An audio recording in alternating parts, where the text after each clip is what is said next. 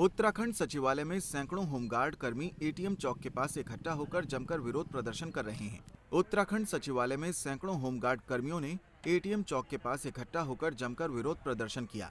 इस दौरान उन्होंने बताया कि सचिवालय में तकरीबन 3.5 होमगार्ड कर्मी कार्यरत हैं और जल्द ही सचिवालय प्रशासन द्वारा इन सभी होमगार्ड कर्मियों की सचिवालय से सेवा समाप्त की जा रही है, जो कि बेहद निराशाजनक है। ऑप्शन आपका नाम?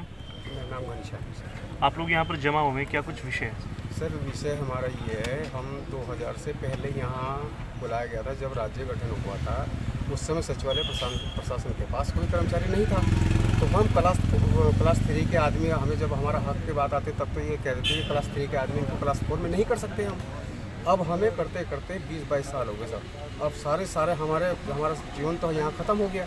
अब हमें विश्व सूत्रों द्वारा ये पता लगा है कि 200 करके तुम सबको बाहर निकाल बाहर। तो सर जब 2000 से पहले जब हम आए थे उस समय साहब, मैं एक ऐसा आदमी अपनी कह सकता हूँ कि मैं रात को अपने 20 बच्चे छोड़कर 2-2 बजे तक यहाँ सुबह से लेकर शाम तक भूखे प्यासे रह के हमने सेवा दी है।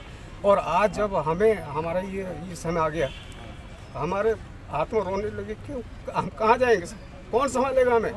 अब हम बोल रहे थे, हमें ये भी पता है कि हमारे पीछे 10 आदमी लग जाएंगे। इन्होंने बोला हमें नेता बताएंगे, क्योंकि किसी तरह निकालें। जब हम अपना हक मांगने के लिए किसी अधिकारी के पास जाते हैं, जब हम अपना अधिकारी हक मांगते हैं तो हमें नाना प्रकार की बातें सुनाई जाती हैं, 1 पॉइंट के 10-10 पॉइंट बताए जाते हैं। हमारी पर जब लास्ट में किसी अधिकारी के पास जवाब नहीं होता तो हमें नेता करार दे के बाहर भगा दिया जाता। अब हमारे ये कोई मतलब, हम कोई नेतागिरी नहीं कर, हम अपना हक मांग रहे हैं।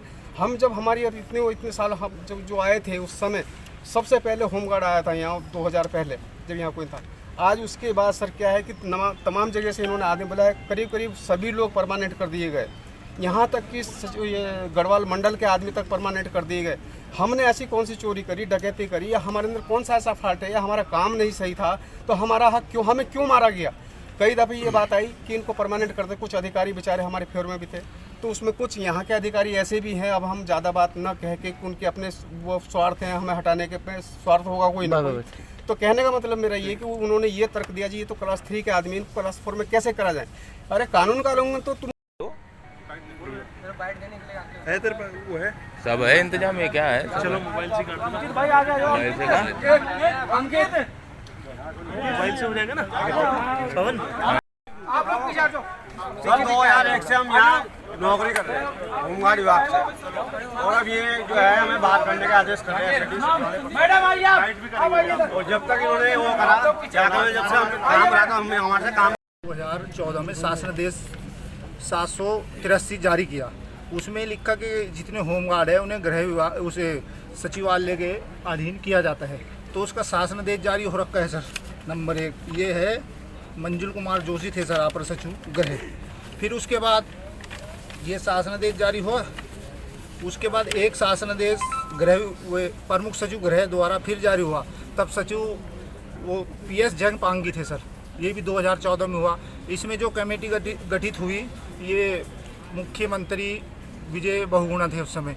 तो उन्होंने कहा कि इनका गृह विभाग से नहीं, इनका सचिवालय भुगतान करेगा, गृह विभाग से नहीं। तो उसका भी शासनादेश जारी हुआ। ये शासनादेश 31 जुलाई को हुआ, और इसकी जो ये 848 शासनादेश संख्या है, ठीक है सर।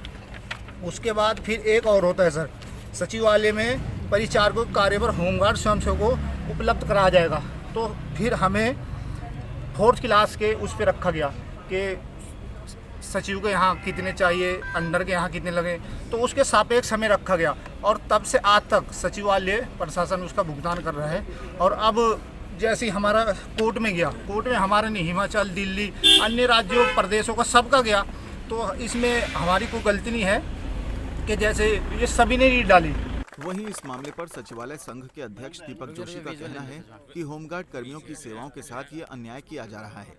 ये जो लोग हैं, कब 300 से ज़्यादा लोग हैं, इनका कहना है कि इन्हें कावड़ की ड्यूटी पर भेजा जा रहा है, और इनको आशंका है कि उसके बाद इनको जो है वापस नहीं लिया जाएगा। किस तरह से देखते हैं, इनकी नौकरी पर संकट है और लोग काफ़ी परेशान हैं। देखिए ये बड़ी विडंबना है। अचानक सरकार की तरफ से एक DA का एक शासनादेश निर्गत हुआ और कोर्ट के डायरेक्शंस में वो GO जारी किया गया। उसकी एक शर्त में लिखा गया है कि होमगार्ड्स उन्हीं होमगार्ड्स को दे किया जाएगा जो संवेदनशील स्थानों पर रहेंगे, आंतरिक आकस्मिक सुरक्षा में रहेंगे, और तमाम तरह के उसमें प्लेसेस डिफाइन की गई हैं। और ये कहा जा रहा है अब कि ये सचिवालय उस प्लेसेस में शामिल नहीं है।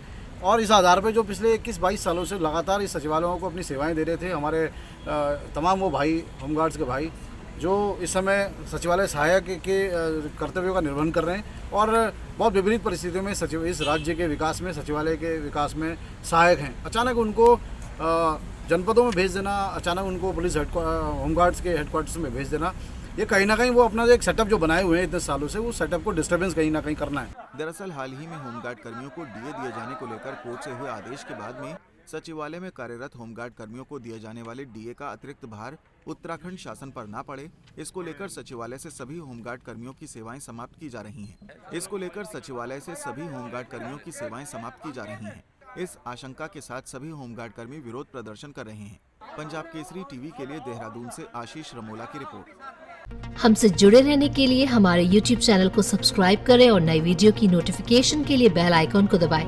अगर आप ये वीडियो Facebook पर देख रहे हैं तो लाइक जरूर करें और ज्यादा से ज्यादा शेयर करें। धन्यवाद।